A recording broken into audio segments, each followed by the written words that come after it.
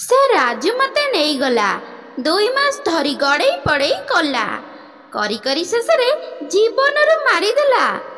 आपण माने जानिबाकु चाहुचंती कि एई कहानी विषय रे आसंतु सुनि नियंतु। कहानीटी को संपूर्ण सुनिले जानि परिबे।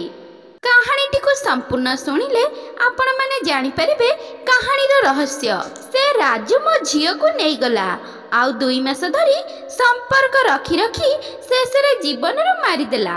नमस्कार पाठक बंधु बंधुगण, आपण माने समस्ते जानिथिबे जे वर्तमान समाज रे किभଳି घटना मान घटुछि।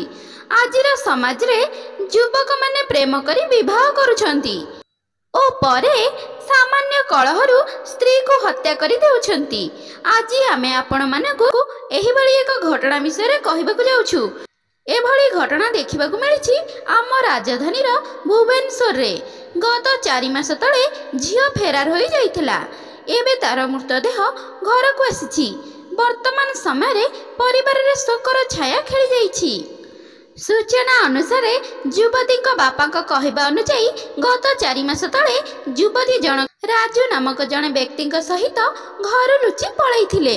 सेमाने निज निज परिवार को ए विषय रे कौनसी सूचना देई नथिले।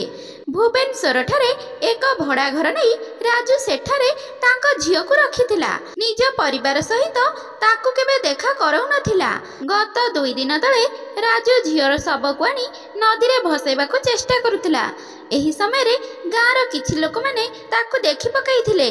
सेमाने संगे संगे राजू को धरी थाना को नहीं जाइथिले। पुलिस रा सूचना अनुसार युवती को प्रथमे दुष्कर्म करा जाइछि, एहा परे तांको हत्या करा जाइछि। तेबे कौन पाई राजू एही हत्याकांड घटाइछि तार कौनसी सूचना मिली पारि नहीं। पुलिस एही घटना रे राजू को गिरफ्त करबा सहित तदंत आरंभ करिछि। एथिरे अन्य केही शामिल अछंती कि नाही बोली पुलिस संदेह करुछि। अन्यपटे गत किछि दिन तले युवती जनक तांको मां को ए विषय रे जणाइथिले। मां झियो अनेक समय धरी कथा होइथिले। एहा परे से फोन काटी देइथिले। आउ सेई दिन ठारू तांको विषय रे कौनसी भी सूचना मिली पारि नथिला। आपनको अनुरोध, चैनल को लाइक शेयर सब्सक्राइब करंतु। धन्यवाद।